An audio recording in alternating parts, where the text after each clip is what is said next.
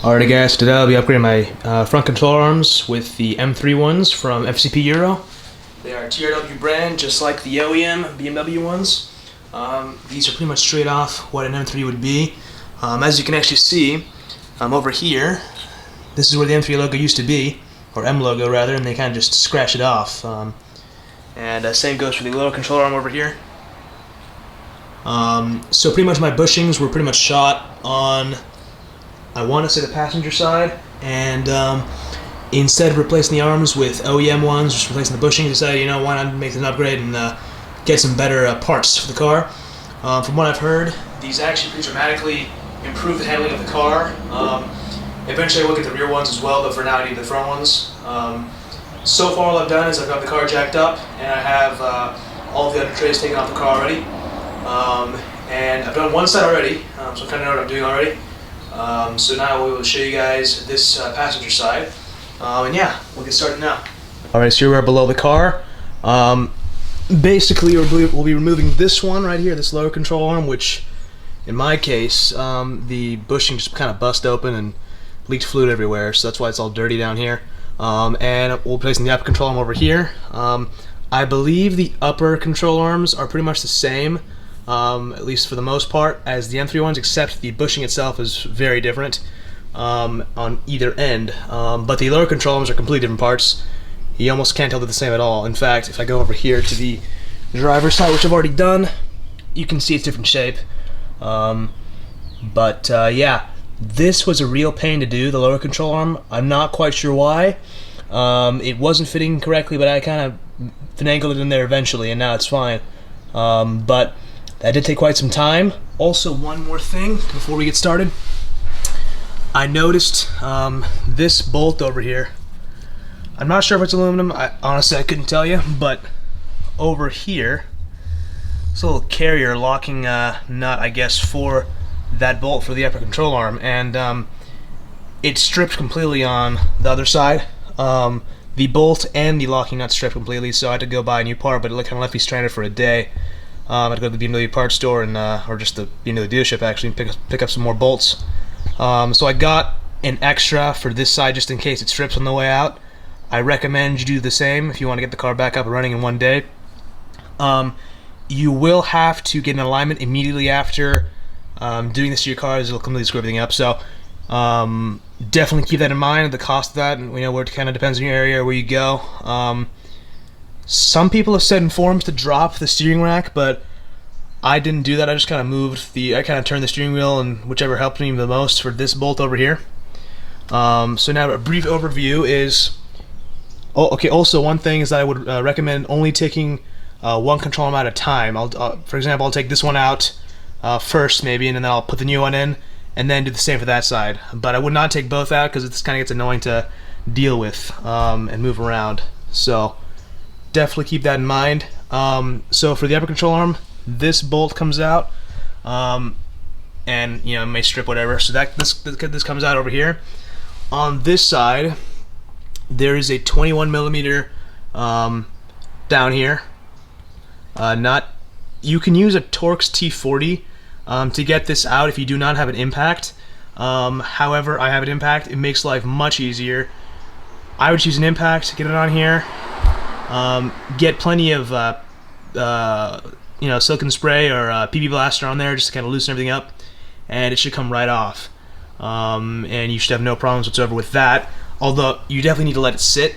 I did try using the T40 on the other side, but it completely snapped my tool, and there's too much force. So definitely just use an impact, easier. Same goes for the lower control arm on this side, on the actual wheel itself, or wheel carrier should I say, except it's on this side. So a little bit harder to reach, maybe with a impact, but you can get it to work. But you should really have any problems with that.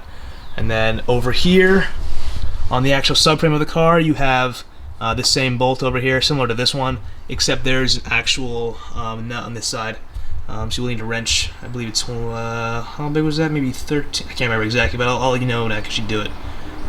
So yeah, let's get this started. I'm going to start with taking this one out. Okay. Alright, so this one came out very easily. Really happy with that. And now we're going to get putting this one in. The M3 one. Put it here. So yeah, as you can see, pretty similar structure overall, but the bushing itself is quite a lot different. Even this one looks very similar, but it's mainly this subframe one looks a lot different. But now we're gonna get the new one on. Just pretty much reverse the process, but we'll have to torque it down later. But yeah, let's do it. Alright, so it's not tightened out at all, but as you can see, this was so easy, just the side alone already. It's already in place over there, and over here, all I have to do is put the new nut on and we're all set. So this side has already been so much easier than that side, I think just because I've already done it once before. So you will have some issues doing it obviously the first time, just by, you know, trial and error. Some parts don't really fit the way you think initially. But you know, it goes on, and you'll get it done. This one is, I think the last one took me about an hour to do. This took me about 5 minutes. So pretty happy with that. So I'll get this one kind of tightened up, and then I will do the lower one. Alright, so the lower control arm, certainly more of a pain, just kind of like that one, except now I kind of had an idea of what to do. So basically what you'll find is that this bushing here is very, very difficult to compress and get in there. So what I had to do was I kind of got this side kind of wedged in first, and then I used a rubber mallet to kind of hammer this side in there. And I think part of the reason why it's so difficult is because the old one is kind of forced in there, and it kind of makes a ridge on its way out. And because this is so tight, the new one kind of gets caught on those ridges. So what I also did is I got some 60 grit sandpaper and kind of ground down those sharp edges a little bit on the inside. Just kind of add some little bit more clearance, and of course you gotta use plenty of this stuff. If you work on cars, I'm sure you guys have this at your house. PB Blaster, this stuff is good. You definitely need it for, you know, tight bolts and old corroded stuff. So now it's in pretty much. Just gotta torque it down later on. I also got this side started over here. Not as bad, but what you want to do for both these control arms, if you didn't know already, you definitely want to start bolting to the subframe first before the wheel hub. You'll have a much easier time doing it that way, I believe, at least from my experience so far. Yeah, now to torque down your bolts, you got to put a load in the suspension. So what that means is that car needs to be at ride height. So obviously you can't do this when the car's on the ground. There's no way to access these bolts unless you had ramps, which I didn't really have good ramps, so I'm not going to do that. But you can get a jack, and you can jack up this wheel hub from right here. At least that's what I'll do. Or right here. Yeah, here. And you can jack it up to ride height, which I believe is 18.7 inches from the top of the fender. Thank you to the BMW forums for that. I can't remember, I think it's a Denver Post that I saw that on. So you want basically the bottom of the hub to reach 18.7 inches from the top of the wheel well. I'll show you that momentarily. Basically going to use the jack and just a piece of wood, kind of add as a little buffer, and yeah, we should be good to do that. And yeah, I'm going to do it now, and I'll show you how to do that. Well, I'll show you when it's done. Alright, so this is what you kind of have should go on over here. You got the jack over here, and it is lifting.